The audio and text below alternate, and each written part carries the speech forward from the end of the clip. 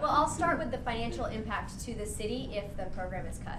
So it's $195,000 investment from the city of Austin, and that buys 4,000 spay-neuter surgeries in Austin's highest intake neighborhoods. Those neighborhoods where most of the shelter animals are coming from.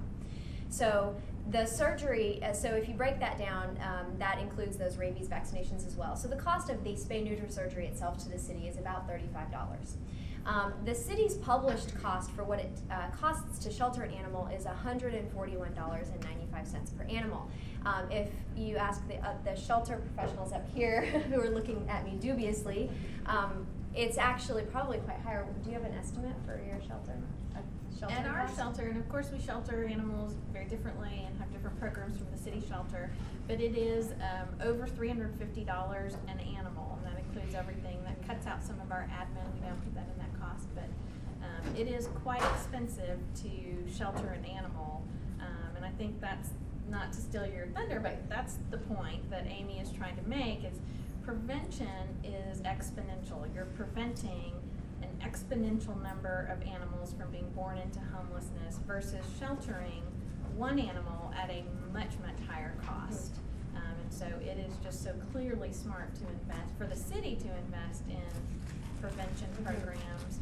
Before I throw it back to Amy, I just want to say one of the things that we're focusing on communicating to the city is that we don't want them to cut any of the funding going towards animal services, because, and we're looking at other communities now, but we believe that the city's investment in animal services in Austin is significantly lower than some other communities, and so we don't want the city to put more pressure on the nonprofits to fill that gap that nonprofits traditionally fill in terms of the government providing services. And so we're really intending to fight hard for the city to maintain their funding of these critical programs, their core programs, and like you just heard, based on the cost, it's just incredibly smart to go this way as opposed to cutting and having it be so much more expensive.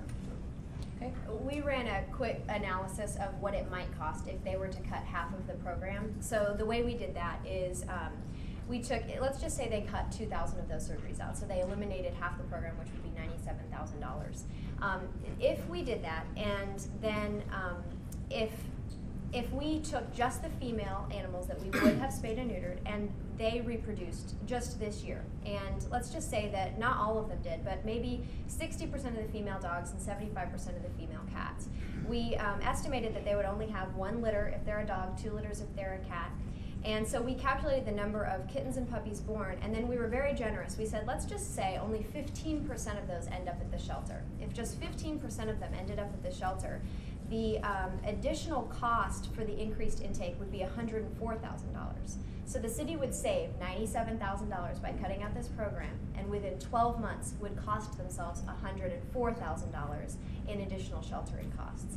And the thing that is heartbreaking about it for us is, yes, it will cost them more because those are stray animals. They'll come in and they'll do their 3-day stray hold, and at the end of that time, they'll make the most cost-effective choice, which will be to euthanize those animals.